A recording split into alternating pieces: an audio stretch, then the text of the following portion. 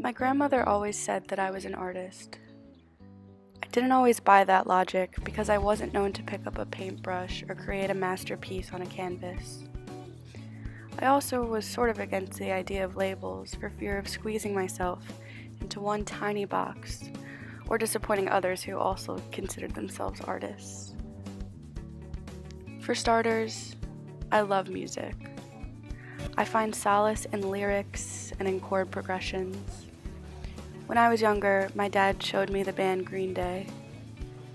We drove to Target to buy their 2004 rock album, American Idiot, and my head spun when I first listened to it. My music taste has almost defined who I am, practically dictating my style choices and outlook on life. I learned to not give a fuck, not to conform to normal standards, and to do what I love. For countless hours, I would sit by my CD player and memorize words from these artists, nodding to the beat and feeling as though I actually belonged somewhere, with tingles down my spine. I first picked up a guitar when I was 15, and I pretty much sucked at it. Here are a few photos of me posing with one. Every Wednesday, I had an hour-long lesson with Christy from the Music Place in Berlin, and she taught me a few power chords and the dynamics of Nirvana songs, since we were both such dedicated fans. When I wasn't sitting by the window in the family room strumming my sixth string, I was reading a ton of books, from authors and poets such as Sylvia Plath and Kurt Vonnegut and Charles Bukowski and Eileen Myles and J.D. Salinger. I found meaning in their words just as I found consolation in lyrics. I was obsessed with the English language. I wanted to devour as many books as I possibly could. I wanted to mimic the narrative devices in my own writing. I wanted to publish. I knew I was a writer when I first got to 6th grade, and we were assigned to journal in a writer's notebook every single day. I decorated my composition book with swirls and studs and felt a sense of relief when I wrote.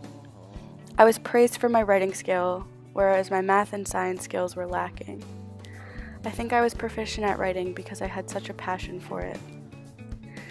Since then, I've written about 100 poems, a memoir, and dozens of short stories, centering around the struggle of recognizing my own impermanence, trauma, failed relationships, and other nostalgic memories. Poetry brings me more joy than I could ever imagine. I speak through poetry, communicating my emotions and fears and feelings. So though I refuse to squeeze myself into a singular box, perhaps I should just nod my head when my grandmother refers to me as an artist. And the jet black lip stain worn on the punk, smudged and creasing into the minuscule folds of her lips, which whisper the mollifying vocals of King Dio from the Breeders of 1993. I'm the handwriting of my neighbor, scribbling mixtures of letters in a black moleskin journal, whilst waiting for the A train in the depths of the subway station at 4:36 p.m. I'm the sound of a purging cat fixing itself into place by the windowsill to watch the afternoon sun showers, and the electrical tinnitus with a persistent ringing in your uncle's delicate eardrum as he fails to permeate the amplifier with the cord to his Fender Strat. I am the forest green vines on an old-fashioned building which intertwine like lovers' limbs, and the stolen kisses of teenagers hidden in a Burger King parking lot.